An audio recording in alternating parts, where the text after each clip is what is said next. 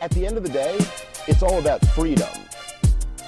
Like, it's amazing, this religion in America of worshiping democracy and how terrible it's really been.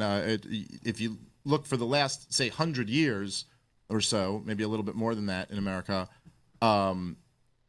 that's when this kind of this God was born. And as lots of people who are like old-timey constitutionalists, they love to yell out, we're not a democracy, we're a republic.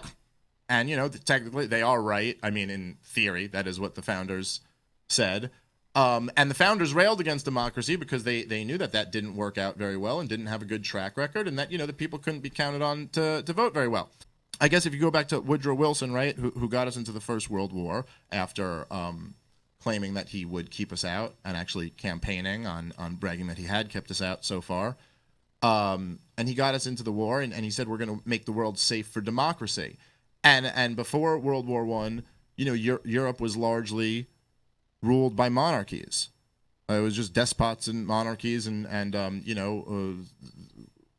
we went to war for democracy, and we overthrew all these guys. Now, from any libertarian perspective, I don't think there's any monarch that we're that we're going to break down that we like. They're all bad people. We got rid of all of them, and we went to war for democracy. So all those monarchs fell, all those empires in Europe fell. And then we got Mussolini, Hitler, Stalin, or Lenin first, and then Stalin.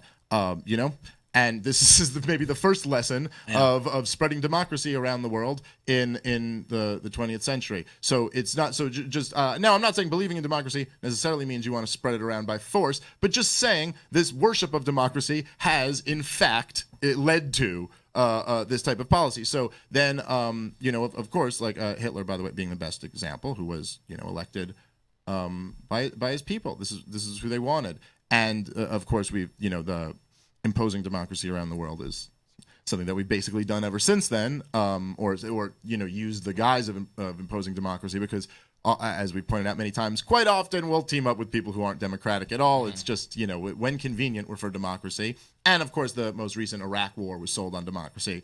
We brought democracy to Iraq. But they did not have democracy under Saddam Hussein. I think by any tangible measure, things have gotten way, way worse with democracy than they ever had under dictatorship. And of course, there's lots of other examples in the Middle East recently. I mean, Hezbollah, Hamas, the Muslim Brotherhood. These people have all come to power democratically.